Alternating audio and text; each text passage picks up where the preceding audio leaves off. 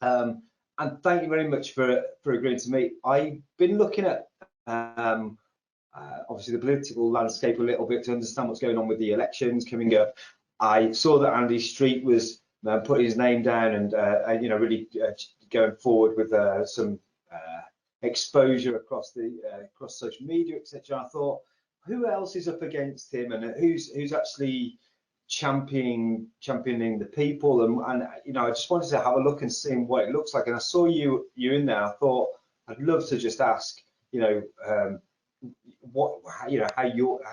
essentially how you are approaching this this election, really, and you know, what you're standing for within your organisation or with yourself, really.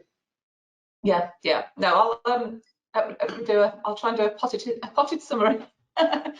Amazing. So yeah, I mean, just I guess in terms of my background, first of all, so I'm fairly new to politics. I've been involved about 5 years with the Liberal Democrats. Joined sort of mid 2015 after the general election. You know, it's very easy to sit there and shout at the TV, and I thought it's time to actually, you know, pull my sleeves and get involved. And then it kind of accelerated quite quickly from there, really, because I think I thought when I joined, you know, I'll just, you know, deliver a few leaflets or something, but you know, I ended up standing in 2 general elections and a European election in that period of time, you know, with politics what it is today. And then when so with the mayoral election, our previous candidate, Beverly Nielsen, who stood last time, was expecting to stand again, but she wanted to step away for personal circumstances, and asked if I'd step in, which, you know, it's great because I'm just pleased to have the opportunity to try and represent the people of the West Midlands, really. You know, I've kind of grown up here and live here, and I think it's quite a neglected region, you know, as on a sort of national basis. I do feel, just moving on to more the sort of the policy and approach things, I think that there's a lot of issues with poverty, with inequality, and I think we're really seeing that with the pandemic. It's really bringing that out, that there's some sections of our society that are really much worse affected by what's going on than others.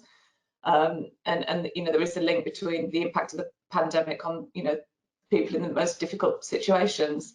So I think that there's a real need for us to address that. You know, it's completely unacceptable that you know, in one of the, you know, wealthiest countries in the world, with you know, that we're seeing people who haven't got, you know, roofs over their heads, can't put food on the table, you know, are struggling to make ends meet. You know, it's completely unacceptable, the level of poverty in our country, and that's really kind of, it's expanding over time. It's not reducing. You know, we're not narrowing the gap at all for people. There's people, you know, there's just pockets of society that are really struggling, and that's not right, and we need to do something about that. So sort of tackling that inequality is sort of one of the key strands of my campaign. The second, which I think is probably really closely links into what you're looking at, is around empowering people and giving people a voice, because I think all too often I think politicians have this kind of swoop in and say, right, we're going to do this, this and this, and tell people what's going to happen, and do things to people almost. Whereas for me, it's very much about listening to people and listening to their situation, their own lived experience, their personal needs, and getting their thoughts on how we change things and how we make things better. And I think building community is a really important part of that. So, you know, we can do so much more if we all work together and pull together. So I'm really keen on integrating kind of individual residents with community groups, with business, with the public sector, and all working together to achieve, you know, the best things for the community.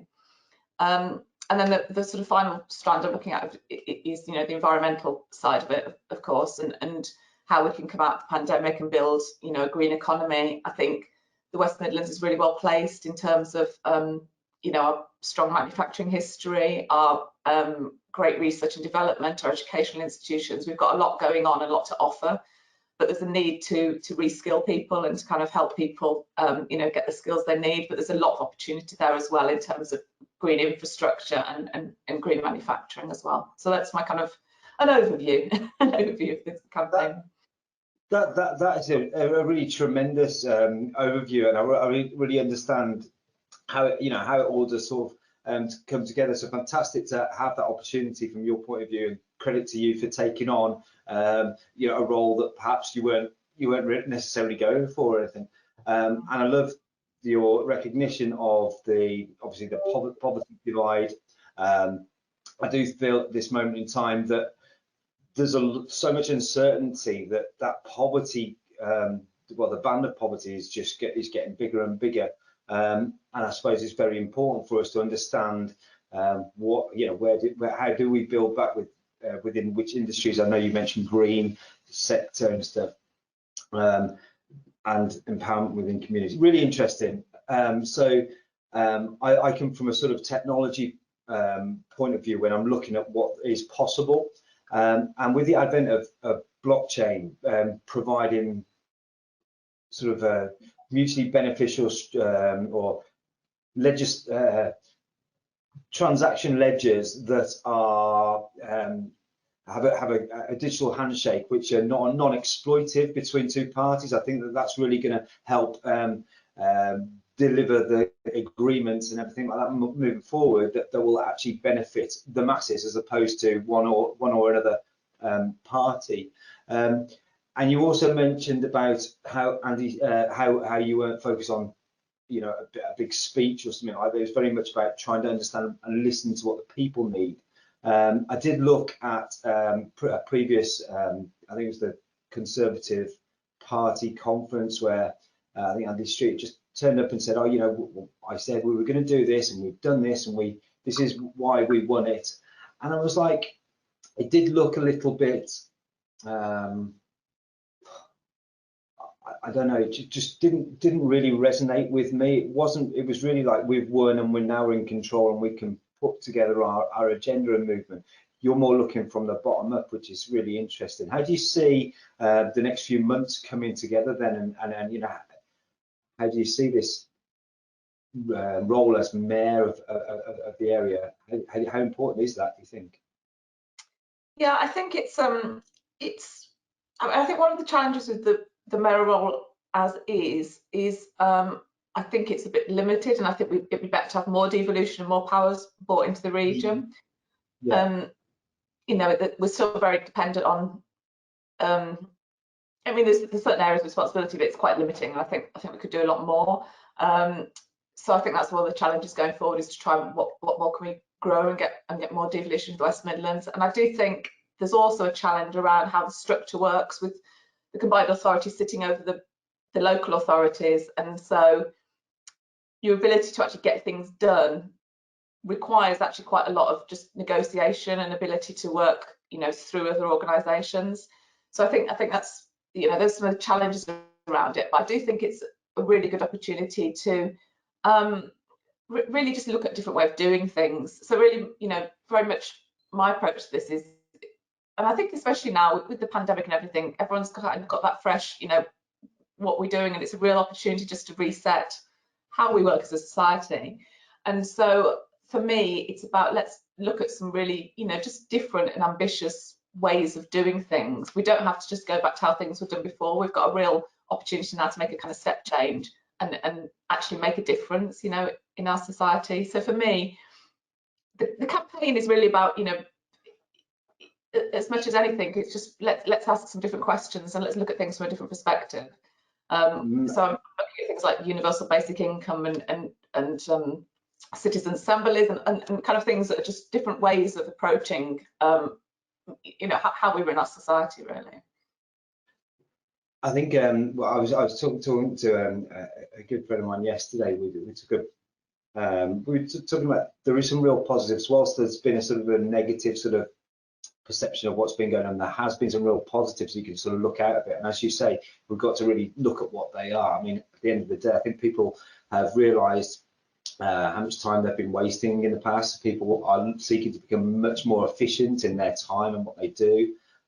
We do just need the air that we breathe, and I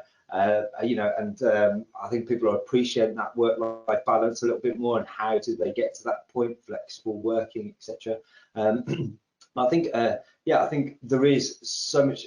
I see so many entrepreneurial businesses just starting up, and I think people are just sort of taking control for themselves or taking responsibility for themselves. I think that's really positive.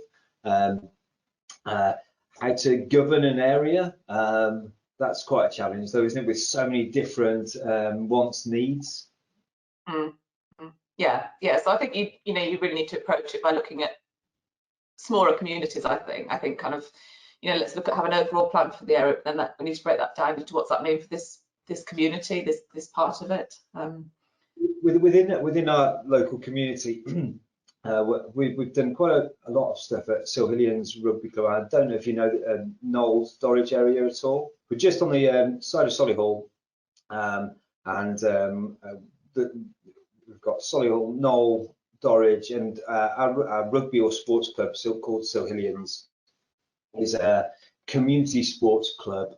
And a couple of years ago, well, 4 years ago, really, a friend of mine got injured at rugby, and he became tetraplegic, which meant he's got no ability to use his arms or legs. His twins were 9 months old when he had the injury, and you look at that and you just think, oh gosh, how on earth do you sort of carry on? But he's really sort of taught me, as what you do, what you can. You can only, you're here for one go. Make the most of whatever it takes. Just do as much as you can with whatever you've got. And so a couple of years ago, he became the chairman of Silhillians Rugby Club, and we put together a blueprint at the beginning of last year, which with the strapline of the aim really is to unite the community through rugby. And we identified what the perception of the rugby club was. There was a bit of an elitism sort of perception of the area and the game, I suppose. So we wanted to address that. There was, communication needed to look down. There was a lot of old ideas that had always been done that way, and you sort of sit on the committee meetings, and it wasn't very progressive. There was a lot. It was really just an arena for a conversation and a few opinions, as opposed to sort of takeaways and activity.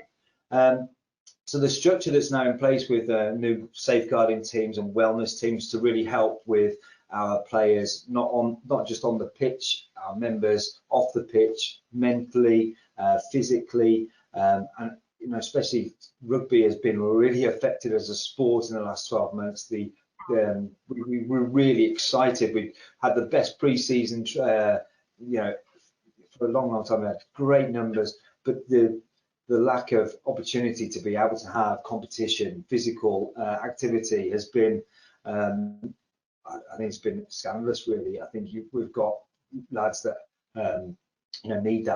absolutely need that physical release, and so it's the sooner we can get back to that, the better. But during this process, we've really looked across the groups to see how we can engage, not just the rugby club, specifically with players. We've grown the ladies from 4 or 5 girls last year to 40 ladies this year, which is incredible. And actually I'm on the WhatsApp group with the Sirens, as they're called, and it's brilliant because you're getting some real conversation, real friendships growing. You can sort of see all of that, and it's really quite fulfilling to see that journey that's going on. Their WhatsApp group is slightly different to the lads' WhatsApp group, so the excuses for training is a little bit different, or not training, but it is really fantastic. So we can see all of this, but there's an absolute appetite from everyone to sort of come together and start sharing resource better, start communicating to people better. I think there is an appetite. It's just really helping to show people how they can actually impact in those sort of leadership groups, because that's the biggest challenge I see: empowerment and letting people know that they can just take ownership and move forward. How do you think that's going to be possible? Yeah, no, that's really interesting, and I think it is really inspiring. I think sport is just such a great way of bringing people together and uniting people from different backgrounds. And I think it's useful to hear what you're saying around, I think there is an important thing, and probably around, you know, there probably is issues with perception of rugby and it being, you know, a certain elite perhaps perception that I think there's a real opportunity to break that down a bit and to try and actually, you know, do some sort of real outreach into different communities. And but, you know, as you say, sports is just a great way of just bringing people together, isn't it, in a different way, and a good way of connecting people from different backgrounds as well, because they're united in, you know, a focused thing. And so there's an opportunity for people to connect with people that wouldn't ordinarily meet in their day-to-day life, and really, you know, spread that. I think that the rugby has been, you know, for me growing up, I played since I was 6. It's the one sport or it's a sport specifically that is for everybody in terms of any size or weight or, you know, any ability really.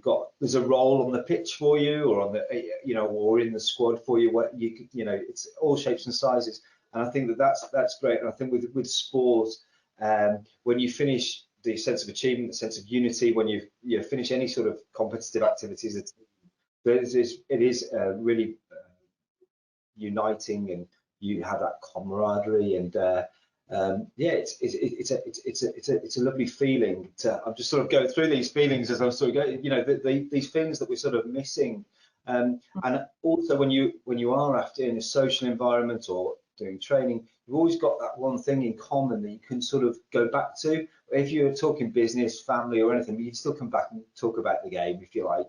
And I think that's really quite important. In terms of our local area, we've got Solihull College and University, and now we've just agreed a partnership with them because we want to help build an academy, which gives, obviously, Solihull area, you've got a lot of well-educated areas, successful businesses, but there's also other areas, and one thing that I learned a few years ago was, you know, if your children are 16 years old, the chances of their career has not even been invented yet, and so the requirement for vocational courses, I think, is more important than ever. So one area of this, the idea of this academy is that if we've got one area that we want to really look through was the transition from 6 years old all the way up to senior development, and there's a 95% drop off of playing the game at this sort of 16 to 18 age. So we put in some transition coach and some resource in there to sort of help. You know, obviously dads and coaches are pushing people up, but we're trying to get some more of the senior guys to sort of bring people through. I think it's really important to have that sort of warm handshake. And I think the college or the university will offer a little bit more of a rounded proposition for all of our members, so they can understand that, yeah, they can continue to play rugby. They could go and do a college course that would help them learn coding or whatever it might be. And I think that that's a really important element to that. And it brings in a lot of different people from different walks of life, really. And to have a team developed from the Solihull University that perhaps share pitches, and we can sort of develop a Solihull University rugby team. I think that that's going to be a real good step towards using our sport for the positives. Does that make sense? Yeah. No, that sounds really good. Yeah. So carry on. So you're focusing mostly on Solihull at the moment, or are you kind of thinking about you moving into different areas? I mean, Solihull's big enough, really, isn't it? No, certainly. Well, there's a couple of things that we're looking to do. One is to give sort of become a black belt in rugby. There's a lot of people that sort of say that they started at school, but you never know if they played until under 8s, under 10s, or so. Having a colour every year, so you get, you know, rugby's not just about on the pitch. It's looking at the communication skills, positive communication, how that can be developed all the way through rugby, on-pitch strategy, of course, you know, health and well-being, and looking at these four foundations. I can share this with you. 4 foundations or cornerstones of of the sport to develop to bring people and get their sort of colours. So I think that development's really good, and I think that could be embraced really, nationally through rugby. Lee's actually one of the trustees on the RFU's Injured Players Foundation, so we have got some good exposure into there to sort of share some of our ideas that could be widely utilised, if you like. And we also obviously got the Commonwealth Games next year. Is that right?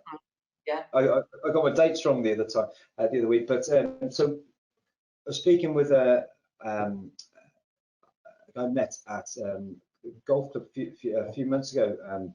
He was working on the sort of legacy from the Olympics within rugby, and he sort of talked about the legacy from, I know, the sevens rugby and the legacy of that. And I think that there's definitely some things that we could look at, or we could offer as help to help bring these sort of positives, bring an element of experience and knowledge to that, to help really roll that out if we can, or help to influence and help to unite people through rugby. So we'd love to have more of an influence that, if you think that would be something worth pursuing. Yeah, no, I think definitely. I think there's there's just a raft of opportunities. It's all those things of how big do you go with it, isn't it? Yeah, absolutely. So I think I've got my ideas, you got your ideas, and but what I'm really excited about is the way that you've just sort of come across it, really, and you've sort of said this is exactly what we're looking to do: empowerment, decentralization or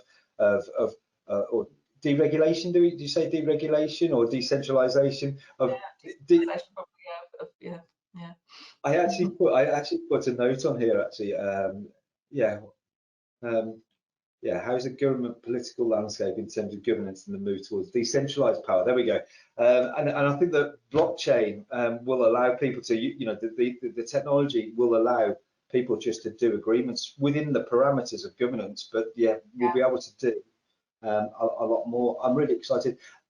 I'm not quite sure, Jenny, if there's anything you would like to share. I'm quite buoyed by our initial conversation, and it will give me some room to think about how we can perhaps support you moving forward. What do you think your chances are of winning? What is the process of this this election? Can you win, or is that not an option? It's possible. I mean, I think clearly. Would you want to? Yeah, of course I want to. Yes, but I think Yeah. I mean, it is very much. Why do you think? What do you think, that he's not the right man, or do you think that could you work together? That's what I'm thinking. Yeah, I mean, I think it's just the opportunity to do things differently. That's what I'm kind of keen on. So to some extent, it's not solely about winning. It's much about getting that message out there of a different way of doing things. So it's kind of a combination of the things. I mean, it's clearly largely seen as a Conservative Labour race, but so for me, it's about offering something different, coming at it from a different perspective. It's not impossible for me to win. It's unlikely, I would say, but really, it's about. I think even if I don't, it just offers a different perspective and a different way of looking at things. So it's more about at least getting that message out there of there are other ways of doing things. There are other ways of approaching, government at well, it's national and local level, really. There's just another way of living, and doing things differently. Absolutely. What do you think that the both the Conservative and Labour sort of parties? What do you think you do sort of? How do you see it? You differing from them, and how do you see you offering something different? What is your USP as opposed to them two together, if you like? I think a lot of it, and this is about Liberal Democrats as a whole, really, it's very much people focused for the Liberal Democrats, and it's about individual opportunity and individuals having the opportunity to live their lives to the full and to develop themselves and to build their communities. It is very much that bottom-up approach, really, and it's very devolved as well. We're very passionate about devolved local power and people being able to set their own agenda, set their own destiny. The two biggest parties, I think, are more top-down in their different ways. They're more authoritarian in terms of, Labour have their kind of state focus and big state approach, and Conservatives have more big business approach, whereas the Liberal Democrats are a lot more about individuals and also allowing individuals to live their lives as they want to, really, not dictating about what you should do and how you should, what you should want to do with your life. It's really much for the individual to kind of say, actually, what do they want to do with their lives? It's about that opportunity. So would you be okay with me if I said I wasn't really too keen on wearing masks? I'll wear it just, out of courtesy, at a shop, because I know people, some people sort of go, oh, I don't want to sort of annoy people or anything, but I can't see how it's healthy at all to be walking around and not breathing in the fresh air. Just ridiculous. But so would you say that this, the COVID situation, do you think that that's going to play any part in this election, or do you think this will be sorted beforehand, or do you think we're in this for long term? You're talking about, not top-down governance and real letting people make their own choices to open up and earn a living or anything like that. Is that how you sort of see it? Do you think that this is going to come into play? Yeah, I think it is, because I think it's going to still be with us. It's still clearly still going to be with us in May when the elections are, and I think it's probably going to be with us for a long time in some respects. I mean, hopefully the vaccinations will make a difference, but we're already seeing the issues, the new strains and all that coming through. And I do think there's I suppose that's the proviso that I didn't really say is, it's about living your own life and having your own freedoms, subject to not harming other people, which is kind of where the pandemic side of it comes into, I think. There is a yes, individual freedom of choice, but you've got to make sure you're not harming other people by what you're choosing to do. So it's not okay just to think I'm going to go and steal that person's property because I want it. It's that level of but it is really challenging, and I think one of the things that's been difficult with the pandemic, I think initially we had the very community approach, and everybody was out there supporting their neighbours, calling on the old people, clapping and donating to food banks and volunteering and all that stuff, and that was really great. I think it really showed that kind of community cohesion and community power, and we just lost that, and I think part of that is. Do you think we lost this though because of all the labels that we've suddenly brought in? Is not suddenly, but labels for me are just, as soon as you put somebody in a box, you've always got the opposition to that, and you've got the non-wearers, the vaxxers, the non-vaxxers, the conspiracy theorists. There's so much truths that people are trying to find for themselves, and that has brought this division now, where people are just finger pointing over social media. I suppose people can't see what people aren't communicating as they are, but there is a real division, and so. There is a real great opportunity for whoever, for the leaders of this new, upcoming race to sort of say, here we go, right, this is the vision and this is the direction that we can go in, because I just don't think there's any sort of vision being shown at the moment. Yeah, no, I think there's a real culture of blame, and who's at fault, who are the people, it's young people, or it's, those people over there. There's this kind of othering of, and everyone, I think, does kind of think, well, I'm following the rules, or if I'm not following the rules, it's okay because I'm doing it because it applies a bit differently to me for this particular reason. And I think we partly just need to be a bit kinder about our judgments about people, because you don't know. You don't know what someone's situation is, and you don't know why. If someone's not wearing a mask, what's the reason for that? And we just have a bit of a blame culture and a kind of their fault culture that we really need to. It's really sad, and I think we need a lot better understanding of other people, of people to come together and interact more. Yeah, this blame culture is it's pretty cancerous in a way. I think certainly rugby can teach people how to better pick people up pat people on the back, bring, come together as a team, not blame it, but we've always learned there's always going to be knock-ons, there's always going to be mistakes, but we sort of always encourage each other together. And it's not just about the 15 on the pitch and the wider support, but we'll go into battle with everyone, but there's a complete respect at the end, and there is, the shake of the hands, and that sort of unity with our opposition is really just as important. And I think some of the values from rugby could, I'm just looking at the moment, just do teach you that it's not about blaming your teammates. We're all in this together, and we've all got to, we just need to understand where it is we're sort of trying to get to, visualize how we are going to sort of build communities together, how we're going to share resource better, and support local businesses.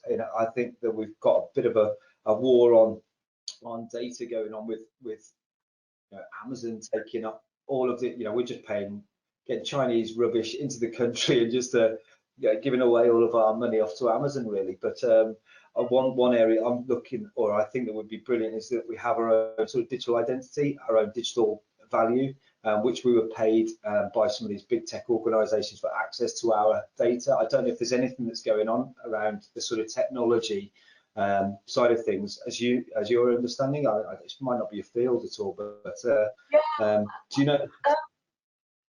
I think there's definitely an issue with Liberal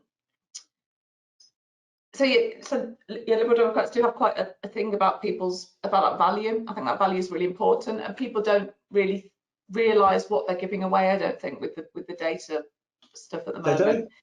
Well, we tick it away, and I'm sorry to talk over you, but Amazon, I think they turned over 13 billion last year, paid a couple of $100 million in tax. I've read that on the internet. It might not be true, but it's not just the transactions that everyone is paying, because we're getting a great logistics service. That's what we're getting from Amazon, and we're paying them. But what they're doing with the data, they know exactly what we're going to buy tomorrow. The same with Google, Facebook. They know what we're going to buy next week. We know our habits. They know where we are and everything like that. So all of that value is beyond that 13 billion they're stripping out. They're then selling that onto the partners, and we're not getting credited for that. We're just thinking, oh yeah, well, we're free on Facebook, it's free to use Google. We think we're getting a bargain. And is there any way that we can sort of secure our UK IP, if you like, or our UK IP? So access to our data is actually given, how would you say, how we actually get value back for the access of our data from these big tech? Is that being looked at? Yeah, I think it is something we do think about. I think it's interesting, and it's important, I think, that we do look for those technical solutions, things that I think, I think you're absolutely right, and it's something, I think it's one of those things that a lot of people don't have the expertise and knowledge in, and so we're really reliant on experts who do know what options are. And I think to have that kind of, I guess, that kind of blue sky thinking about what's possible and then how we can make things happen, because we are constantly innovating. Technology is just moving so rapidly. There's so many opportunities out there, and but it's got to have that integrity around it, hasn't it? It needs the people who are leading on this to have that integrity and kind of respect for people and for people as individuals and their data. Absolutely. But the great thing is with the utilization of blockchain, it means that it's almost, well, it is impossible to sort of to tinker with any agreements that are in place, any digital agreements. So the infrastructure is there, whilst it is new. Infrastructure is there to deliver non-exploitative sort of activity, whether it's trade, local resource, just the sharing of information, really, which will benefit development. So yeah, it'd be really interesting to sort of see how we can sort of take that forward, and however many if you know of anywhere I can sort of help or open some conversations to sort of see how things are doing. I absolutely have given it days, weeks, nights of thought of what is possible. So yeah, it'd be great to share that with you at any point. Yeah, that's good. Now let me I'll look at what we're doing in terms of policy on that, actually, because there might be certainly think that just getting I don't know what's going on in terms of the financial situation or anything, but if we are moving towards more of a sort of transactional based, digital transaction based economy, then certainly we need to have our own wallet, which is important. Jenny, I really appreciate our time, and I really appreciate you coming on. Is there anything you want, is there anything we could sort of work on, or is there any ideas you've had during our conversation you think we could work together on? Yeah, no, I think it's we've covered loads of things, haven't we?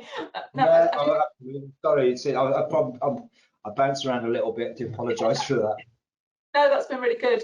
It's been really useful to talk to you. So I think what I'll do is let me I've kind of made some notes of kind of key things. So let me just take those away and just think about how how they might work and how they might fit into what we're doing in the campaign, and keep up the conversation.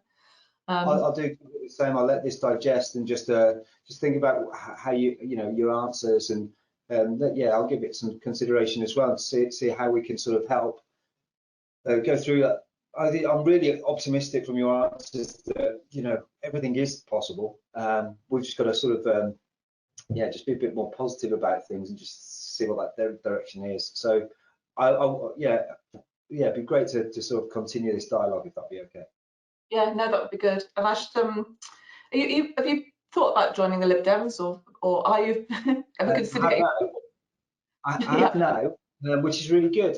So I probably, no, I've not thought about anything, but to this point, I looked at what was out there. I contacted the Labour candidate, and I didn't get a response. Now you responded to me, so that's the win for me, really.